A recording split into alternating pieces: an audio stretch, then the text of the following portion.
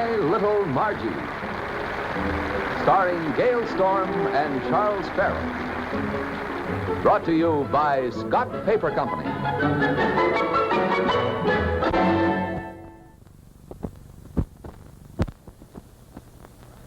You can wrap more in cut-right wax paper because you get 125 feet in all.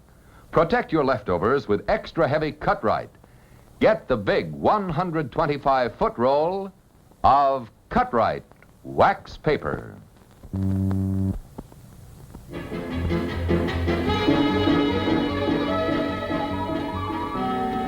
Now, Dad, you've just got to tell me. Nope, I can't tell you now, honey, but I'll give you a little hint. It's something we've both thought about for a long time. I've got it. You finally popped the question to Roberta and you're going to be married. Oh, that's wonderful, Dad. Now, Margie, stop jumping to conclusions. I am not answering any more questions. You'll just have to wait until I spring the big surprise. Vernon Albright, you're a cruel man. Anyone who'd arouse a woman's curiosity like this would lock her in a room with 50 hats and no mirror. Cheer up. You won't have to suffer very long. Bye.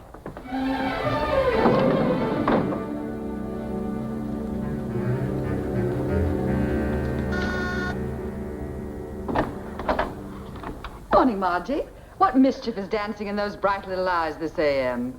Roberta, just answer me one question. After today, should I call you Roberta or must I call you Mama? Mama? Come on, Roberta, you can tell me. When are you and Dad going to get married? Well, at the rate your father's going now, he should buy the engagement ring with his first Social Security check.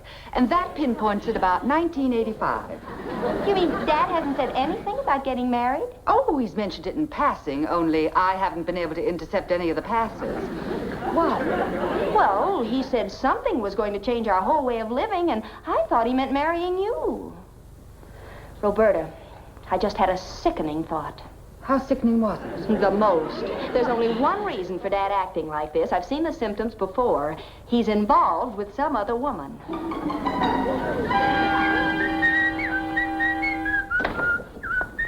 What you so happy about this morning? Oh, that's what Margie wanted to know. I promised her some exciting news, and I'm going to make good. Now tell me what that is, and tell me what the date is. Well, that's your contract with Honeywell and Todd. The date's the 18th. What's so exciting about that? Number one, my contract with you expires in exactly 1 week. Number two, you promised me that when I renew the contract, that you'd step down and appoint me president of the firm. Now, see here, boy, you're not going to hold me to a promise I made when I was dead drunk. Nonsense. You never took more than 2 drinks in any one day in your life, and you know it. I must have been under the influence of something to make a wild promise like that. Now, don't try to weasel out of it, or I'll accept that partnership from Conway and Staub. They want me, even if you don't. And I can take a lot of business along with me. Now, don't get excited, boy. Of course I'm going to keep my word. You mean you'll step down and appoint me president of the firm? Let's say I'll give you a sporting chance to win my job in fair man-to-man competition. I have here the papers relevant to the Mendoza account. You're familiar with it, of course. I ought to be. I handled several deals for the late Senor Mendoza when he had the consulate here in New York. Why, what's that got to do with it? Mendoza's widow arrives tomorrow from South America to discuss a contract. You fancy yourself as a ladies' man, so the dice are already loaded in your favor. Oh, I get it. You mean that you and I are going to compete for the widow Mendoza's account. Is that it? Exactly. If you sign her, you become president. But if you fail and I sign her, then you agree to another 5-year contract as vice president at the same salary, unless you're afraid to gamble your future on your own ability. Are you kidding? I've never even met Mendoza's widow. But you haven't got a chance if you play fair. Play fair? You say that to the man they call Honest George Honeywell? Just be sure and stay that way, and I'll Mambo home with the Mendoza deal. And that reminds me. Where are you going? To a dance studio and take a refresher course in the Mambo, the Samba, and the Tango. The president of a successful firm leaves nothing to chance. Oh, and that reminds me. Promise me that you won't breathe a word of this to Margie. Don't be silly, boy. The last thing I'd ever mention to Margie is a client. Good. Because if Margie knew the presidency of dear old Honeywell and Todd was riding on this deal, she'd try to help me, and that would be fatal. Well, so long, ex-prez. Betty? Yes? Get me Margie Albright on the phone.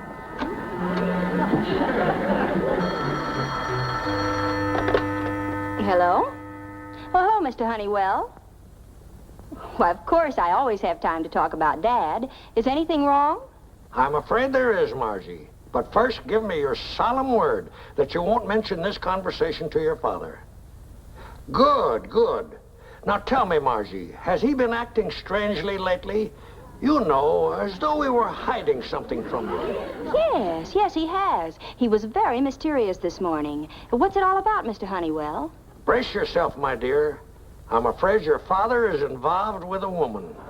I knew it. I just knew it. Who is she? All I know is she's a South American and adventurous. Just the type to attract a man like your father, especially when he's at that dangerous age. But I know you won't stand idly by and see him squander his future and yours on some glamorous fortune hunter. Don't worry, Mr. Honeywell. No scheming little glamour gal is going to latch onto Dad while I can do anything to prevent it. Good girl, Margie. I knew I could count on you. Remember, your father's future is in your hands. Goodbye. Ah, Honeywell, when you die, this brain must go to science.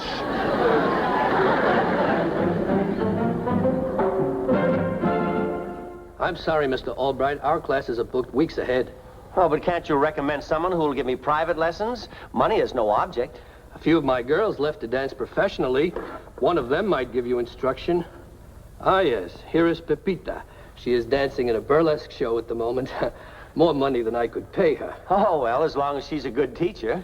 Pepita is one of the best. I'll have her call you right away, Mr. Albright. Oh, good. You better tell her that we'll have to have the lessons at her place. I wish to keep this confidential. Muy bien, Senor Albright. Now, Margie, you're not going to drag me into this. If your father and some Latin glamour puss are making beautiful chili together, that's your problem, not mine. But it is your problem, Roberta. You're fond of Dad, aren't you? Yes, in a distant sort of a way. The distance was his idea, of course. You know he really wants to marry you when he's in his right mind. Maybe it's the other way around. It's just that Dad's at that dangerous age. You're not going to let some cheap little adventuress get him away from you, are you? You can be just as glamorous as she can. Glamorous? Little old me? Certainly. You've got what it takes. Yeah, but I've had it so long. Stop underselling yourself. Real beauty is mature beauty. Age gives a richness, a depth, a quality. You make me feel like an old Stradivarius. Well, all I'm trying to tell you is that right here is all the glamour Dad could ever want, if you'll just help him to see it. Well, if Pops is up for grabs, I might just as well give it a go. What do you want me to do that it's not 10 years too late for? I want you to break out your yummiest evening gown. And tonight, when Dad comes home from the office, he'll find soft lights, soft music, and you. That I can guarantee. Well, Margie Albright of the Cotton Arms, New York City, you asked for it.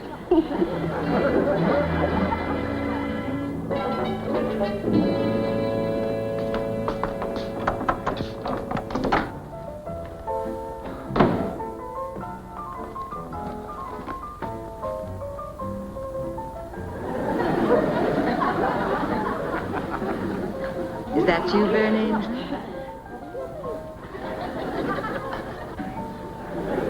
I hope you didn't have a hard day at the office, because this is going to be quite an evening. Roberta, what are you doing here? I mean, what's the idea? Why, darling, I thought you might have some of your own. Well, where's Margie? She's out for the evening. She asked me to make you feel at home. Home was never like this. Sweet of you to notice. Champagne, darling? Cigarette? Well, so much for small talk.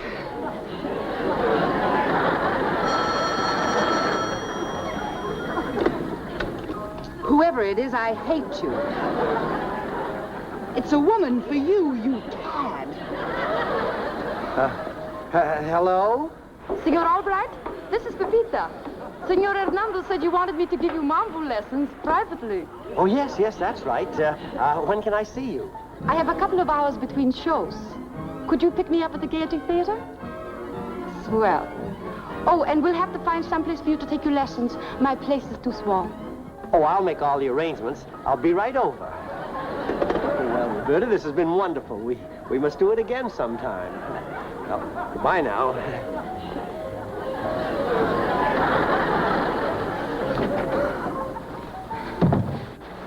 Anybody want to buy an old Stradivarius? Was that the other woman on the phone? It wasn't a time signal. We've got to follow him and find out what he's up to. What he's up to? Are you kidding? Come on.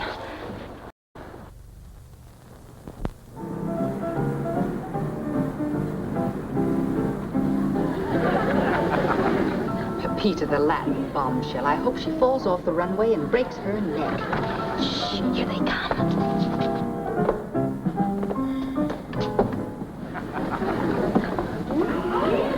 I couldn't see her face, could you?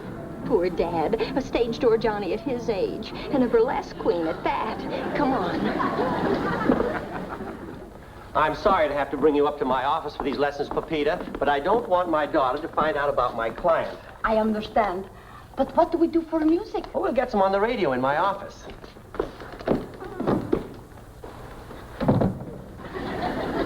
Get it. Bring her here to his office. She probably wants a look at his checkbook before she makes the kill. Poor Dad. Hey, maybe we can see what's going on from the fire escape. Come on. Hurry! No, I can't seem to find the Mambo. Let's start with the tango and work up to it.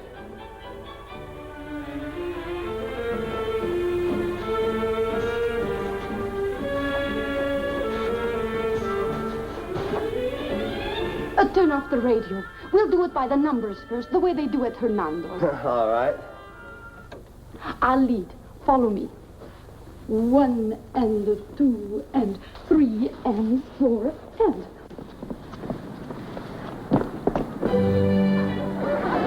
Wow, Dad Sacroiliac is really getting a workout. What is she, a dancer or a wrestler? 1 and 2 and 3 and 4 and... Now you try it. All right. 1 and 2 and 3 and 4 and... Oh, no. Now Dad's got a case of the bends. When I tried that, all he did was answer the phone. Come on, Margie, I've seen enough. Da, da, da, da, da, da, da. So that's the Mambo, eh? Sounds like the love call of a sick moose. We finished up with it last night after I mastered the samba and the tango. That Pepita's a swell teacher. The vice president of Honeywell and Todd taking lessons from a burlesque queen. Brother, now I've seen everything. Not quite everything. There's that deal I'm going to sign up with Mrs. Mendoza to look at yet, and my name on your office door. You haven't signed her yet, my boy. She's due in town today, and I will. So get ready to go into mothballs. Now, I've got to go to the bank, and I'll be back in a couple of hours.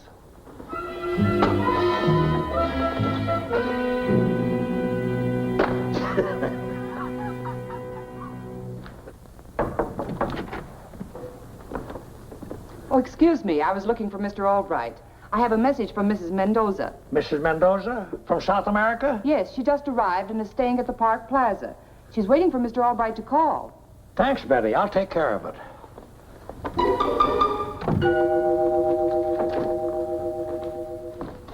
And so we followed them to the office and spied on them from the fire escape, and oh, it was awful. It's hard to believe your poor father has fallen into the clutches of such a woman. What does she look like? But we never did get a good look at her. Good. Good thing I have a plan to save your father from this adventuress. You have, Mr. Honeywell? Yes, my dear, I have. This burlesque creature's real name is Mendoza. She's a widow, or says she is, probably just a cover-up. Well, then you've been investigating. Yes, I have a very special interest in what your father does. This Mendoza woman is stopping at the Park Plaza Hotel. You know, putting on a big front just for your poor father. The shameless creature. She'll probably try to stick Dad with a hotel bill. It's up to you, Margie. Nothing but desperate measures will save him now. Well, what do you want me to do? Go see this Mrs. Mendoza. But don't tell her you're his daughter, of course. She might suspect a trick. Tell her the man she knows as Vern Albright is an imposter. Imposter? Say he's a man who preys on unsuspecting women. Build it up big. Scare her off. Tell her the real Vern Albright is out of town. If she doubts you, have her call me and I'll verify it. Now, let's see. What's a woman like that afraid of most? The police. Mr. Honeywell, I'm going to join the force. Unofficially, that is. I'll fix it so Mrs. Mendoza will never want to see Dad again. That's exactly what I have in mind.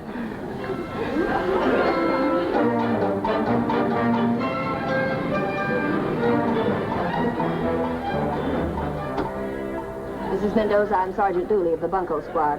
Come in.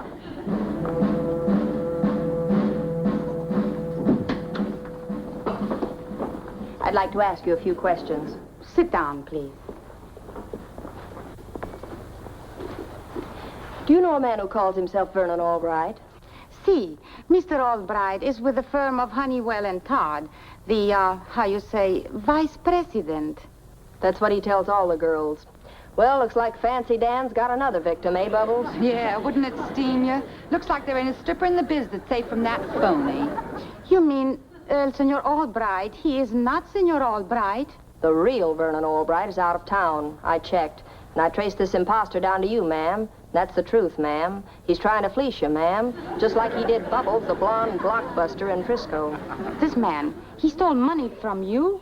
Stole my money like he stole my kisses. Whammo! Tell her your sad story, Bubbles. Oh, very well, Sergeant. Maybe I can save this poor sister from taking a beating like I did. Well, it all started the night the fleet came into San Fran. The house was packed with sailors. And as I stepped out on the runway, there at my feet was this Fancy Dan. Charming, debonair, fascinating slob. And he's wearing a diamond ring big as a Pismo clam. Well, anyway, after I finish, I go to my dressing room, and lo and behold, there's this Fancy Dan. Only this time he's passing himself off as president of the National Bank. Naturally, it was boing at first sight. Then before you could say Minsky, he left me with a broken heart and a piggy bank to match. Took every dime I had, saying he was going to invest it for me. He did, in a ticket to New York. This man is a devil. But are you sure he is the one who calls himself Vernon Albright? The Bunco Squad doesn't make mistakes, ma'am. You can call Mr. Honeywell and verify it. Go on, ma'am. Call him. Operator, get me Honeywell and Todd, the investment brokers. That's right, Mrs. Mendoza. Our Mr. Albright is out of town on business. Absolutely. I put him on the plane myself. Goodbye. Mrs. Mendoza, I assume you're willing to cooperate with the police? Seguro que sí. And then I am taking the next plane back to my own country. Good. Now, when Fancy Dan gets here, don't say a word to him and don't let him say anything. Just throw him out. Or better still, don't even let him in. I understand. We have the hall staked out. We'll make the pinch. Well, I guess that's all, ma'am. Mil gracias, ladies. And especialmente to you, Senorita Bubbles. My gratitude for coming here to warn me. Ah, it was nothing, sister. We peelers gotta stick together, don't we?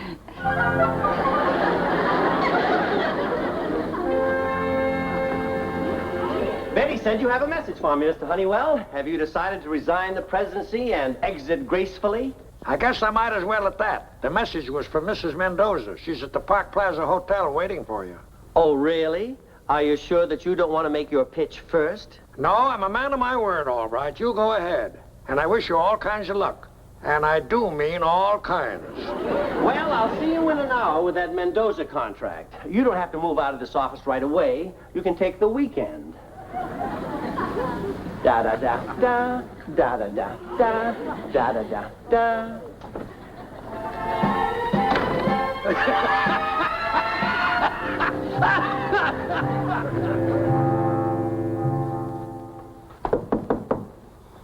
Da, da, da, da, da, da, da. Ah, Senora Mendoza. Vernon Albright, at your service.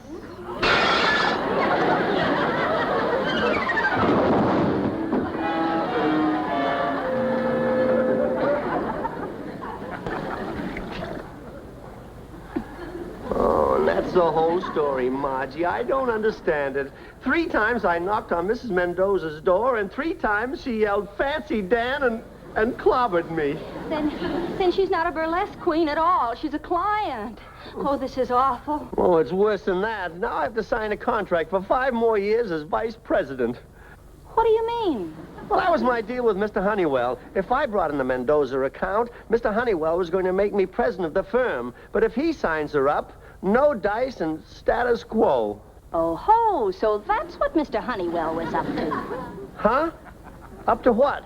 Never mind. Can't you go to Mrs. Mendoza and square things, Dad? Well, I checked at the desk, and she's leaving for South America in a couple of hours. My only hope is that Honeywell doesn't find out and sign her before she leaves. At least I'll be in a position to dick her. Then start gathering your dickering material, Dad, because everything's going to work out all right. Oh, where are you going? I've got to see a woman about a sly old dog. That old double-crosser, using you to trick your own father. Well, fortunately, Dad doesn't know we were in on it, Roberta, and I'm not going to be the one to fill him in, but I am going to fix Mr. Honeywell's wagon. Do you have any particularly fiendish ideas? Well, just one, and let's hope it works. I've got to keep Mr. Honeywell from contacting Mrs. Mendoza before she leaves, so you go in and keep Dad company while I go get another costume.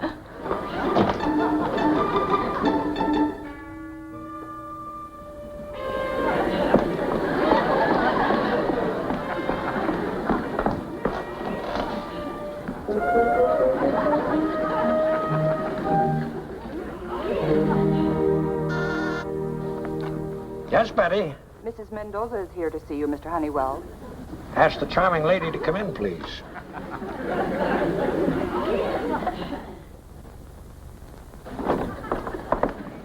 Ah, Signora Mendoza. Bienvenido, su servidor. Si, I think. Come sit down. It's a pleasure to meet you at long last.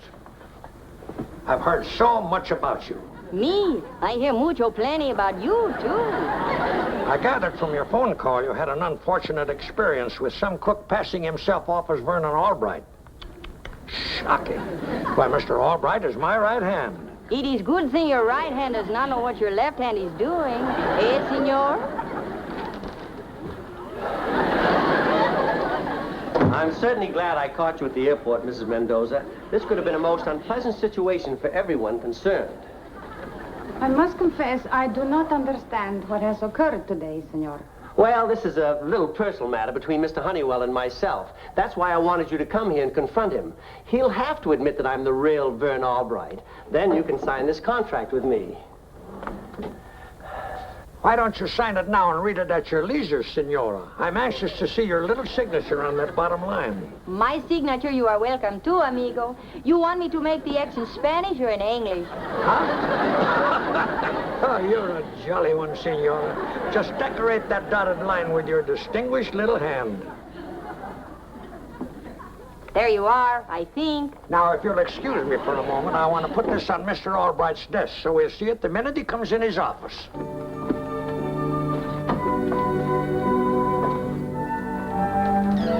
Ah, there you are, Albright. Glad you're here. I got some nice bad news for you. Hi there. I see you got your Mambo teacher here with you. Well, tell her she's out of a job because there's the Mendoza contract signed, sealed, and delivered. Watch your playmate's face get purple, honey. What are you babbling about? This is Mrs. Mendoza right here. Don't be a bigger idiot than you are already. Do you think I don't know a burlesque doll when I see one? Let me catch your next show, honey. Who is this nasty old man? Knock it off, sister. I got the real Mrs. Mendoza right out there in my office. Who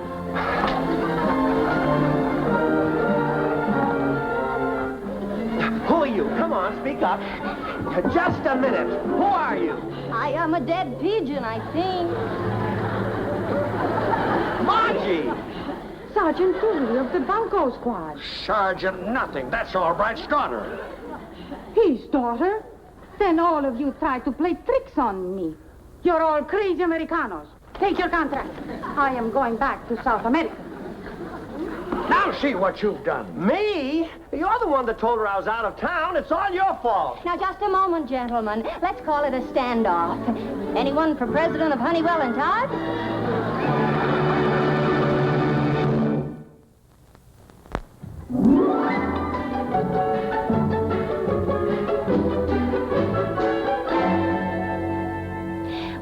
Papa Mio. You may not be president of H&T yet, but you did come out with a profit. You're now a graduate student of the Mambo, and you can teach me. I don't want to even hear another Mambo as long as I live. Might as well accept it, Dad, because you know what the word Mambo means in English, don't you? No, what? Well, it's a Bop Cuban word, roughly equivalent to our crazy. And that's what our life is always going to be together. Real crazy. Well, that's my little Mambo.